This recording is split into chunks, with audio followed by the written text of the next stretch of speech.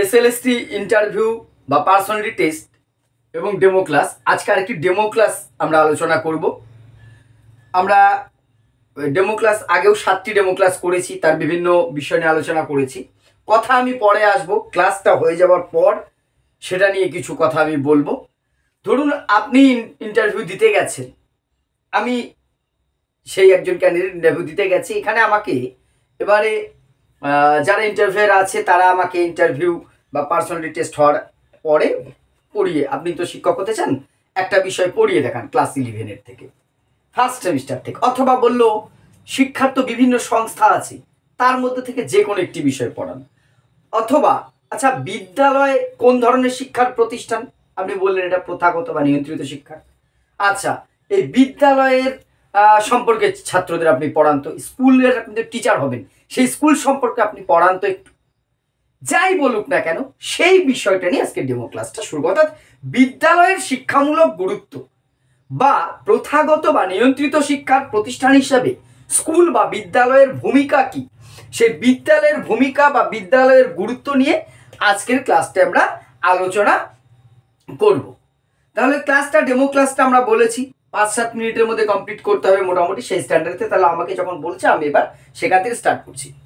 Welcome student, ভালো আছো নিশ্চয়ই তোমরা? হ্যাঁ আমিও ভালো আছি।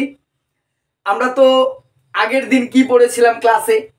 হ্যাঁ আমরা আগের দুটো ক্লাস জুড়ে আমরা শিক্ষার যে বিভিন্ন রূপগুলো সেইগুলো কিন্তু কি করেছিলাম, একে একে আমরা পড়েছিলাম। এবার তার মধ্যে আমরা কি দেখেছিলাম, শিক্ষার রূপ কটি হয়? শিক্ষা, হ্যাঁ ঠিক বলেছো সুমন, ঠিক বলেছে, শিক্ষার রূপ হয় 3টি। শিক্ষার রূপ হচ্ছে 3টি। তাহলে তার মধ্যে কি কি রূপ বলেছিলাম? শিক্ষার 3টে রূপের মধ্যে প্রথাগত শিক্ষা, অপ্রথাগত বা অনিয়ন্ত্রিত শিক্ষা এবং প্রথা বর্জিত প্রথা বহির্ভূত শিক্ষা, একদম 3 রকমের শিক্ষা সংস্থা বলা হয়েছিল। তাহলে এই প্রথাগত শিক্ষার প্রধান মাধ্যম অন্যতম সংস্থা কোনটা বলা হয়েছিল? বলো পায়েল বলো। একদম স্কুল বা বিদ্যালয়, বিদ্যালয় বলা হয়েছিল। এই স্কুল বা বিদ্যালয় যে আমরা এখানে যে পড়াশোনাটা করছি এটা কোন প্রতিষ্ঠান? এটাও কিন্তু একটি তোমার যে স্কুল, তাই তো? আমরা স্কুলে 11-এ পড়ছি। এইবার একটা ব্যাপার, প্রথাগত শিক্ষার মাধ্যম তো আমরা বললাম যে স্কুল পড়েছি। এবার তুমি একটা বিষয় বলো তো, যে এই স্কুল, এই যে আমরা পড়ছি এই স্কুলটা কি একদম 1000 বছর আগের থেকে ছিল আমাদের স্কুলটা? না, হ্যাঁ তুমি বলছো আমাদের স্কুলটা হচ্ছে 1953 সালে, ঠিক। তাহলে এই যে বিভিন্ন স্কুল 100-150 বছর আগে হয়তো তৈরি হয়েছে, কিন্তু স্কুলটা কোথা থেকে আসলো কি এটা জানার ইচ্ছা আছে কি নেই? যে আমরা স্কুলে পড়ছি এর সম্বন্ধে জানতে ইচ্ছে হয়? হ্যাঁ সবাই বলছে হয়, হওয়াটাই স্বাভাবিক। এই ক্লাসটা আমরা আলোচনা করব বিদ্যালয়ের সম্পর্কে, অর্থাৎ বিদ্যালয়ের শিক্ষামূলক গুরুত্ব বা বিদ্যালয়ের শিক্ষামূলক উপযোগিতা। যার ইংরাজি প্রতিশব্দ কি? হ্যাঁ স্কুল, এটা আমরা সবাই জানি স্কুল। এই স্কুল শব্দটা সেটি গ্রিক শব্দ। গ্রিক শব্দটা কি? Scroll, SKHOLE। এই স্কোল গ্রিক শব্দ, স্কোল থেকে আধুনিক স্কুল শব্দটা এসছে।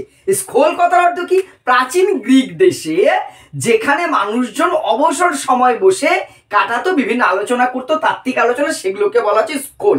এখনো গ্রামগঞ্জে আমরা দেখি না, গরমের দিনে গাছতলায় বসে পাড়ার চণ্ডী মণ্ডপে সবাই মিলে আড্ডা মারছে, অনেকটা সেই রকম জায়গা। কিন্তু গ্রিক দেশ তো খুব উন্নত দেশ ছিল, আমরা জানি, জ্ঞান বিজ্ঞান আমাদের ভারতবর্ষের মতোই। সেখানে মানুষজন সেই তাত্ত্বিক আলোচনা করতেন, যে এরকম সেই মাচাগুলো যেরকম হয় সেই জায়গাগুলোকে বলা হতো স্কুল। এবার সে তার সাথে স্কুলের কি সম্পর্ক? এই স্কুলগুলো ধীরে ধীরে স্কুলে পরিণত হলো। ধরো একটা জায়গায় মানুষজন যখন তাত্ত্বিক আলোচনা করছে, ধীরে ধীরে সেখানে কিন্তু ডিসিপ্লিন চলে আসলো, যে আমরা না কালকে এই টাইমে আসবো, সবাই একটা সময়ে সেখানে আসতে শুরু করলো। তাহলে কি স্কুলে যেমন টাইম টেবিল আছে, টাইম টেবিল শুরু হয়ে গেল। তারপরে কি শুরু হলো? ওইখানে কালকে আমরা এই টপিকটা নিয়ে আলোচনা করব। আমরা আগে পড়েছি পাঠ্যক্রম, সেই স্কুলগুলোর মধ্যে পাঠ্যক্রম চলে আসলো। এইবার আচ্ছা এই বিষয়টা আপনি ভালো জানেন, আপনি ব্যাখ্যা করবেন, এই বিষয়টা আপনি ব্যাখ্যা করবেন। দেখো নির্দিষ্ট বিষয়ে বিশেষজ্ঞ মানুষ তৈরি হয়ে গেল, যারা এখন শিক্ষকে রূপান্তরিত হয়েছে। এইভাবে করে স্কুলগুলো হয়ে, এই স্কুলগুলো হয়ে গেল আধুনিক স্কুল। তাহলে স্কুল শব্দটা কোথা থেকে এসেছে? কোন শব্দ থেকে? হ্যাঁ সোফিয়া কি বললে? হ্যাঁ গ্রিক শব্দ, গ্রিক, ল্যাটিন নয়, গ্রিক শব্দ স্কুল থেকে স্কুল শব্দটি এসেছে আধুনিক। স্কুলেরই একটা প্রতিশব্দ হচ্ছে বিদ্যালয়, বা বিদ্যালয়ের ইংরেজি প্রতিশব্দ হচ্ছে স্কুল। এবার এটা কোন ধরনের শিক্ষার প্রতিষ্ঠান? প্রথাগত শিক্ষা বা নিয়ন্ত্রিত শিক্ষার অন্যতম একটি প্রতিষ্ঠান হচ্ছে বিদ্যালয়। এবার বিদ্যালয়ের দায়িত্ব কি, কাজ আমরা জানবো। বিদ্যালয়ে কি শুধু শুধু স্কুলে আসি যাই, পাশ করি, ফেল করি, হয়ে গেল? দেখো বিদ্যালয়ে আমাদের কি কি কাজ করে একটু ভালো করে একটু দেখি। প্রথমত কি করছে, দৈহিক বিকাশ করছে। শিক্ষার্থী কেন্দ্রিক কতগুলো কাজ হয়। দৈহিক বিকাশ, আচ্ছা স্কুল আমাদের দৈহিক বিকাশ ঘটায় না ঘটায় নয়? দৈহিক কথাটা কোথা থেকে এসছে আমি অনেকবার বলেছি, দেহ থেকে। আমি দৈহিক কথাটা হচ্ছে দেহের সাথে যুক্ত। স্কুল আমাদের দৈহিক বিকাশ ঘটায়। এবার বলতে পারো কই স্যার, স্যার আমাদের স্কুল কি এই বিভিন্ন ফুড টুড খাইয়ে আমাদেরকে হেলদি করেছে? সেটা শুধু নয়, তোমাদের খেলাধুলা করায় না? তোমাদের আমাদের যে ফিজিক্যাল টিচার আছে উনি করান না? হ্যাঁ, এই যে দৌড় ঝাঁপ খেলাধুলা এগুলো আমাদের ফিজিক্যাল ফিটনেস দেয়, দৈহিক বিকাশ ঘটায়।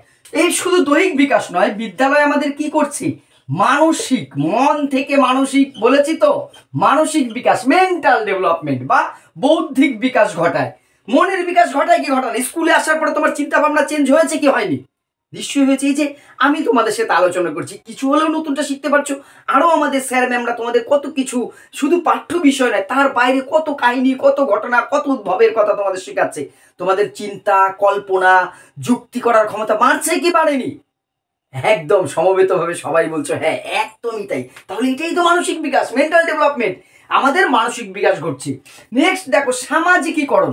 স্কুল আমাদের কি করছে, সামাজিকীকরণ কিন্তু করছে। সামাজিকীকরণ কি, সোশ্যালাইজেশন ইংরেজিতে বলা হয়।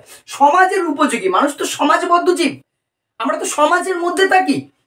এই যে সমাজের মধ্যে থাকতে গেলে সমাজের কিন্তু রীতি নীতি, নিয়ম আচরণ এগুলো মেনে চলতে হয়। কিন্তু এই গুণগুলো আমাদের শেখায় স্কুলে। এই যে স্কুলে এই প্রসঙ্গে সে একটা বিখ্যাত উক্তি আছে যে school is simplified, purified and better balance society.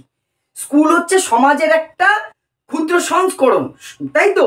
স্কুলের মধ্যে একটা এলাকার সব ধরনের শিশুরা থাকে, ধনী গরিব, হিন্দু মুসলিম, বিভিন্ন জাতির ছেলে মেয়ে সবাই ভর্তি হচ্ছে। তো একটা এলাকাকে জানতে হলে সে এলাকার একটা স্কুলে ঢুকে যাও, সে এলাকার সব কিন্তু জানা যাবে। তাহলে স্কুলে এসে আমার সামাজিকীকরণ করছে। বাড়িতে তো তুমি একাই, নিজের বাড়ির নিজেই রাজা, নিজের খাট জুড়ে একাই শুয়ে থাকো। স্কুলে এসে একজন, পাঁচটা মানুষ, পাঁচটা ছাত্রছাত্রী একটা বেঞ্চে বসেছো। কেউ এর মধ্যে হিন্দু আছে, ওই যে আলিফার পাশে সুমনা বসে আছে। এইটাই তো আমাদের স্কুল, তাই না? আমাদের কি শেখায়? এভাবে করে শেখায় তো যে আমাদের জাত ধর্ম বর্ণ, কেউ ধনী আমরা কেউ গরিব, এখানে কিন্তু সেই ভেদাভেদ বলে সমাজের তো আদর্শ সমাজের এটাই হওয়া উচিত। স্কুল কিন্তু আমাকে সেই শিক্ষাটা দিচ্ছে। এটা কিন্তু স্কুল, বাড়ি আমাকে শিখাতে পারতো না। বাড়ির সংরক্ষণ, সঞ্চালন ও উন্নয়ন, একসাথে তিনটে জিনিস। কৃষ্টির উন্নয়ন আমি লিখলাম, তিনটে বিষয় বলবো। কৃষ্টি, আমরা ইংরাজি বাংলার থেকে কিছু কিছু টান ভালো বুঝি। আমি একটা কথা তোমাদের বলি না, হাসির চলে, যে বাঙালি কি ইংরাজি ভালো বোঝে। আমি বলি কথাটা ঠিক তাই, এই বাঙালি ইংরাজি ভালো বোঝে। কৃষ্টি, কালচার, প্রত্যেকটা সমাজের নিজস্ব একটা কৃষ্টি বা কালচার আছে, সংস্কৃতি আছে। বিদ্যালয় কি করে, সেই সংস্কৃতির সঞ্চালন করে। আমাদের এই যে বিভিন্ন মনীষীদের জন্মদিন পালন, বিভিন্ন উৎসব পালন, এই যে বসন্ত উৎসব হলো, এই হলো সে হলো, আমরা নিজেদের সংস্কৃতি সম্বন্ধে জানছি, সেটার উন্নতি করছি। নতুন প্রজন্মের মধ্যে বিদ্যালয় কি করছে, সেটা সঞ্চালন করছে। তাহলে বিদ্যালয়ের কাজ কৃষ্টির সংরক্ষণ, সঞ্চালন এবং উন্নয়নে সাহায্য করা। আর একটা যদি আমরা গুরুত্ব দায়িত্ব বুঝি, শৃঙ্খলার বিকাশ। আচ্ছা স্কুল তোমাদের শৃঙ্খলা শেখায় কি শেখায় না সেটা বলো তো? আবার একই কথা বলছি, বাঙালি ইংরেজি ভালো বোঝে। শৃঙ্খলা মানে ডিসিপ্লিন। ইয়েস, ভালো বলেছে কিন্তু আমাদের পলাশ বলছে যে শৃঙ্খলা স্যার ডিসিপ্লিন, একদম ঠিক বলেছো। ডিসিপ্লিন যেটা স্কুল ডিসিপ্লিন শেখায় না। তোমাকে 10:40 আগে পেয়ালা নিয়ে এসে দাঁড়াতে হচ্ছে, স্যার আসলে পরে তুমি উঠে দাঁড়াচ্ছ, স্যার বেরিয়ে গেলে উঠে দাঁড়াচ্ছ, আবার নির্দিষ্ট টাইমে তবে স্কুল থেকে বেরোচ্ছ। কোনো প্রয়োজনে বাইরে যেতে হলে স্যার বা ম্যাডামকে, ম্যাডাম বাইরে যাই, ম্যাডাম আসছি। এই যে এই নিয়মগুলো, বাড়িতে এই নিয়মগুলো কিন্তু আমরা পালন করি না এতটা। বলে যাই বাড়িতে বাবা শুয়ে আছে, বাবা আসবো এভাবে বলে কেউ ঘরে ঢুকি। কিন্তু স্কুলে দেখো অর্থাৎ বড়কে সম্মান দেওয়া, বিভিন্ন রকম ডিসিপ্লিন কিন্তু আমাকে কি করছে, বিদ্যালয় বিভিন্নভাবে শেখাচ্ছে। অনেক কাজ আছে, আরেকটা বলে আমি কাজ ছেড়ে দেবো, গণতান্ত্রিক বিকাশ। আচ্ছা আমাদের দেশ হচ্ছে গণতান্ত্রিক দেশ। গণতন্ত্র মানে একটা ছোট্ট সংজ্ঞায় গণতন্ত্রকে বলা যায় government of the people, by the people and for the people. অর্থাৎ মানুষ নিজেই নিজের শাসককে যেখানে ঠিক করে। আমাদের দেশে কি হয়, তোমার পাড়ার কাউন্সিলর বা পঞ্চায়েত মেম্বার কি হবে, কে ঠিক করে দেয়? হ্যাঁ, সবাই ভোট দিয়ে ঠিক করে, এটাই অর্থাৎ পাড়ার মানুষ ঠিক করছে আমার পাড়ার নেতা কে হবে, এটাই গণতন্ত্র। স্কুল কি করে, এই গণতন্ত্র শেখায়। স্কুলে কেউ কাউকে কোনো কিছু জোর করে চাপিয়ে দেওয়া হয়। এই যে তোমাদের মনিটর ঠিক করা হয়েছে, সবাইকে সেদিন আলোচনা করে বলা হলো। সরস্বতী পুজোর মিটিংয়ে কি করা হলো, কে কোন ক্লাস থেকে ছাত্র প্রতিনিধি হবে, সবাই মিলে আলোচনা করে মাঠে, খোলা মাঠে মিটিং হয়েছিল তো।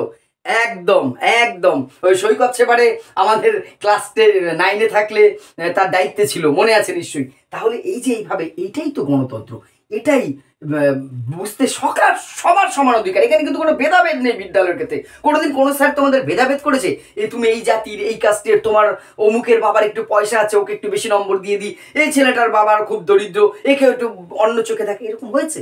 কখনো হতে পারে না। কোনো টিচার যদি করে তিনি তো টিচারই নন। তাহলে এটাই গণতন্ত্রের পাঠ আমরা বিদ্যালয় থেকে পাই। এই গেল বিদ্যালয়ের দায়িত্ব। এবার কিছু সীমাবদ্ধতার কথাও আসছে। আমরা সীমাবদ্ধতা কি, প্রথমত কৃত্রিম। বিদ্যালয়ে আমরা দেখো যা কিছু শিখছি সব কিছু কিন্তু কৃত্রিম, এটা আর্টিফিশিয়াল, এটা কিন্তু তোমাকে মানতে হবে। আর কি, কঠোর নিয়ম। স্কুলগুলোতে বেশি মাত্রায় শিখার চেয়ে যেন নিয়মের ওপরে বেশি জোর দেওয়া হয়, তাই না? অতিরিক্ত নিয়ম অনেক সময় আমাদের একঘেয়েমি লাগে কি লাগে না, ইচ্ছে হচ্ছে না আজকে পড়তে, তবু স্যার অঙ্ক করাচ্ছি, আমার পড়া একদিন তোমাদের ভালো লাগছে না, তবু আমাকে রুটিন মেনে ক্লাস করতেই হচ্ছে, খুব স্বাভাবিক। আর ব্যক্তি স্বার্থ অবহেলিত। ব্যক্তি স্বার্থ অবহেলিত মানে স্কুলে এসে একটা ক্লাসে আমরা কি করি, একটা ক্লাসে সবার কথা ভেবে আমি শিক্ষক হিসেবে পড়াই, কোনো একজন কেউ বুঝতে পারলো কি না বলে সেটাকে আদৌ অতটা গুরুত্ব পায়? অনেক ক্ষেত্রে কিন্তু দেখো পায় না। তোমরা তো লজ্জার খাতির অনেক সময় বলো না, সবাই বুঝলো, আমি যদি বলি স্যার আমি বুঝিনি, মনে হয় কেমন হয়ে যায়। এই জিনিসগুলো কাজ করে, অবহেলিত থেকে যায়। এই হলো মোটামুটি স্কুলের দায়িত্ব এবং গুরুত্ব। তাহলে এবারে পার্থ বলো তো, তাহলে স্কুল কথাটা কোথা থেকে এসছে? হ্যাঁ, গ্রিক শব্দ স্কুল থেকে। আচ্ছা, স্কুল কথার অর্থ কি সুমন বলো? স্কুল কথার অর্থ হচ্ছে তোমার যে অবসর সময় তাত্ত্বিক আলোচনার জায়গা। এটা কোন দেশে ছিল? গ্রিক দেশে এই স্কুলগুলোর অস্তিত্ব ছিল। আচ্ছা পায়েল বলো তো, বিদ্যালয় বা স্কুল এটা কোন ধরনের শিক্ষার একটি সংস্থা বা প্রতিষ্ঠান? হচ্ছে নিয়ন্ত্রিত বা প্রথাগত শিক্ষার প্রতিষ্ঠান। অনিয়ন্ত্রিত তো পরিবার, সংবাদপত্র, আগের দিন ক্লাস পড়ায়নি? বিদ্যালয় হচ্ছে নিয়ন্ত্রিত শিক্ষা, নিয়ন্ত্রিত বা প্রথাগত শিক্ষার একটি প্রতিষ্ঠান হচ্ছে বিদ্যালয়। মোটামুটি ক্লিয়ার হয়েছে? তাহলে পরের দিন আমরা ডিটেলসে আরো, তোমরা এবার বাড়িতে একটু দেখবে, নোট করে নিলে তো খাতায়, এটা নিয়ে আরো ডিটেলস আমরা আলোচনা করব, এর কিছু সীমাবদ্ধতা এবং অন্যান্য দিকগুলো দেখব। এই ছিল মোটামুটি আজকের একটি ডেমো। আমি আগেই বলেছি, হয়তো ঘড়ি ধরে আমার ক্লাসটা দেখলে অনেক ক্ষেত্রেই ডেমো ক্লাসের তুলনায় একটু বেশি বলে মনে হতে পারে। আমি বারবার বলেছি, আপনি ক্লাসটাকে 8-9 মিনিট, অন্তত 7-8 মিনিট রেডি করে যান। আপনাকে বসতে না বলে আপনি ক্লাসটা থামাবেন না, থামাতে না বলে আপনি নিজে হ্যাঁ স্যার হয়ে গেছে আমার, এটা করা যাবে না। কিন্তু বারবার একটা কথা আমি বলেছি, যে কোনো আপনার যে ক্লাসের ক্ষেত্রে, ডেমো ক্লাসের ক্ষেত্রে প্রথম 1 থেকে 2 মিনিট কিন্তু খুব ইম্পর্টেন্ট। এই 1-2 মিনিটটা আমার কিন্তু খুব গুরুত্বপূর্ণ। প্রথম 1 মিনিট আপনি কিন্তু ইন্টারাকশন দিয়ে বিষয়ের কাছে চলে যাবেন, যে আমি কি পড়াতে চাইছি। আপনি কিভাবে যাবেন?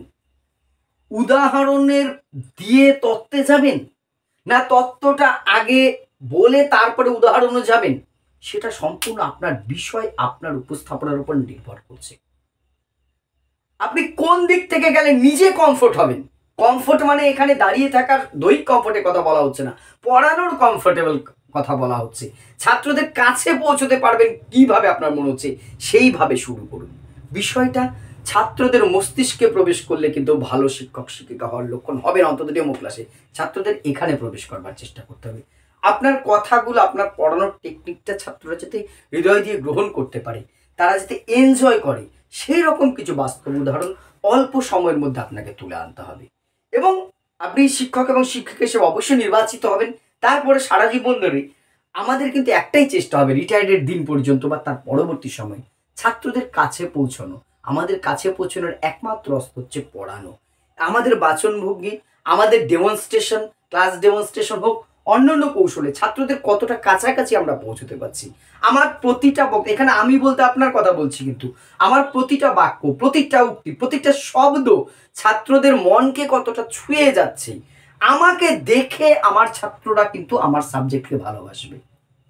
এইটা মাথায় রাখবেন। অর্থাৎ আপনি হচ্ছেন সেই বিষয়ের মানে ভালোবাসার প্রতীক আপনার ওপর নির্ভর করবে, তাহলে এই সাবজেক্টটাকে আপনার ভালো লাগানোর জায়গাটা কিন্তু আপনাকেই তৈরি করতে হবে। শুরুটা করছেন যখন 1-2 মিনিট এক্সপার্টরা যাতে বুঝে যায় এই ছেলেটি বা এই মেয়েটি বা এই ভদ্রলোক এই ভদ্রমহিলার মধ্যে কিছু আছে, ইনি দিতে পারবেন। আপনাকে 1-2 মিনিটের মধ্যেই বসিয়ে দিল মানেই আপনি ভেবে নেবেন না যে আপনার ডেমনস্ট্রেশনটা খুব খারাপ হচ্ছিল, উল্টোটাও হতে পারে। একটা দুটো ভাত টিপে বোঝা গেল না ঠিক আছে ভাত হয়ে গেছে, আর দেরি করলে গলে যাবে, আগে নামিয়ে নি। অর্থাৎ যখন 1-1.5 মিনিটের মধ্যে বুঝে যাচ্ছে যে এই মানুষটি, মহিলাটি বা পুরুষটি দারুণ পড়াতে পারে, যা উপস্থাপনেই দেখিয়ে দিয়েছে, আর একে ঘাটিয়ে সময় নষ্ট করার মানে নেই, ঠিক আছে আপনি বসে পড়ুন। উল্টোটাও কিন্তু হতে পারে, আপনার ক্লাসটা এনজয় করছি, একঘেয়েমে বোরিং, সেই সবাই ক্লাস একই রকম, থোর বড়ি খাড়া, খাড়া বড়ি থোড়া, থোর ওই পড়িয়েই যাচ্ছে, সবাই আসতে যাচ্ছে, এই একজন না খুব মনোগ্রাহী পড়া পড়াচ্ছে, একটু শুনি পড়াটা, ঠিক পারে। এবার তখন আমি বারবার একই কথা রোজ দিন বলে যাচ্ছি যে আপনি 2-3 মিনিট, অনেকেই এক্সপার্টরা বলছেন যে ডেমো ক্লাস 2-3 মিনিট, আমিও তাদের সাথে একমত, 2-3 মিনিট টাইম দেবে কিনা সেটাও সন্দেহ, কিন্তু আপনি একটা 2-3 বা 4 মিনিটের একটা ডেমো ক্লাস রেডি করে নিয়ে চলে যাবেন না। এই 2-3-4 মিনিটের মধ্যে আপনার ক্লাসের ক্রিমটা রেডি থাকবে, বিষয়টা ব্যাখ্যা করবেন, কিন্তু তারপরে আপনি কিন্তু টেনে যাবার রসদ আপনার কাছে রেখে নেবেন, না হলে কিন্তু সমস্যা বাড়বে। কিরকম সমস্যা বাড়বে? যেটা বললাম, আপনার পড়াটা ক্লাসটা তারা এনজয় করছে, কিন্তু আপনার ম্যাটেরিয়াল শেষ। আপনি তো 3 মিনিট রেডি করে গেছেন, স্যার আমার হয়ে গেছে পড়ানো, এটা কিন্তু আপনার ডিসঅ্যাডভান্টেজ হবে, এটা করা যাবে না। আর বারবার বলেছি, আগে একটি ভিডিওতে আমি বলেছি, গলার ভয়েসটাকে ঠিক রাখুন। আমাদের টার্গেট ক্লাসের শেষ বেঞ্চে যে ছেলেটি মেয়েটি বসে আছে তার কাছে পৌঁছানো। ফার্স্ট বেঞ্চের ছাত্র মানে আমার ক্লাস শেষ নয়, লাস্ট বেঞ্চে যে বসে আছে তার কাছে আমাকে পৌঁছতে হবে আমার গলার মধ্যে দিয়ে, অর্থাৎ গলার ভয়েসটা হাই থাকবে। আবার এমনও হবে না আমার গলার ভয়েসের জন্য পাশের ক্লাসের স্যার বা ম্যাডাম ক্লাসই করতে পারছে না, এটাও যাতে না হয়। ভালো ভয়েসটাকে প্রয়োজন মতো আমাকে বাড়াতে হবে, কন্ট্রোলে আনতে হবে, এটা রাখতে হবে। আই কন্ট্যাক্টটা খুব খুব প্রত্যেকটা ছাত্র ছাত্রীর সাথে আপনার আই কন্ট্যাক্ট থাকবে। আপনার ক্লাসে একটা ছাত্র আপনার পড়ার বাইরে যেতেই পারবে না, তাহলে তার প্রমাণ আপনি কি করে দেবেন? পড়ানোর সময় প্রত্যেকের সাথে আই কন্ট্যাক্টটা থাকবে। তাহলে আমি কি করে দেবো ক্লাসে, কি করে? ওই যে আমি পড়াচ্ছি, পড়ানোর সময় আমার যে ছাত্রছাত্রী বলতে এখানে কারা পেয়েছে আমি কাল্পনিক, কিন্তু যে এক্সপার্ট 3জন বা 2জন 4জন রয়েছে তারা, অর্থাৎ তাদের সাথে কিন্তু আমার পড়াতে পড়াতে বারবার আই কন্ট্যাক্ট হবে। একজনের দিকেই তাকিয়ে নয়, যে 3-4 জনের সবাই কিন্তু আমার আই কন্ট্যাক্টের মধ্যে হচ্ছে, এটা মাথায় রাখতে হবে। আর বোর্ডটাকে গার্ড করে আমি কিন্তু লিখবো না, যখন এই পাশটা লিখছি তখন আমি যতটা পারবো এদিক চেপে লিখবো। আবার এমন নয় আমার এখানে জায়গা নেই দেখাতে পারছি না এইভাবে করে লিখছি, মানে নাগাল পাচ্ছি না আমি সেখানে, না সেটা কিন্তু আবার মানে খুব দৃষ্টিকটু লাগবে। কিন্তু এই পাশটা যখন এই পাশে আবার লিখতে আসবো তখন এটা আমার গার্ড করুক, আমি লিখবো। এইভাবে করে যতটা কম সময় থাকা যায়। আবার অনেকে এটাও করতে পারবেন, আমি যা বলছি সবই যেন পড়ে লিখে যাচ্ছি একদম স্ক্রিপ্ট লেখার মতন, সেটা নয়, ইম্পর্টেন্ট জিনিসগুলো শুধু লিখুন, কারণ আপনার কাছে টাইমটা কম, উপস্থাপনটা মেন কথা। টিএলএম বলতে এই দুটো জিনিস থাকছে, এর মধ্যেই থাকুন, চেষ্টা করুন। অবশ্যই একটি ভালো ডেমো ক্লাস আপনি করতে পারবেন, আপনার মধ্যে সে যোগ্যতা আছে, এত দূর এসছেন, বাকিটুকু পারবেন, অবশ্যই পারবেন, কোনো সমস্যার কিছু নেই। আপনাদের মতামত অবশ্যই কমেন্ট করে জানাবেন, ভালো লাগলে শেয়ার করে পাশে থাকবেন, ধন্যবাদ।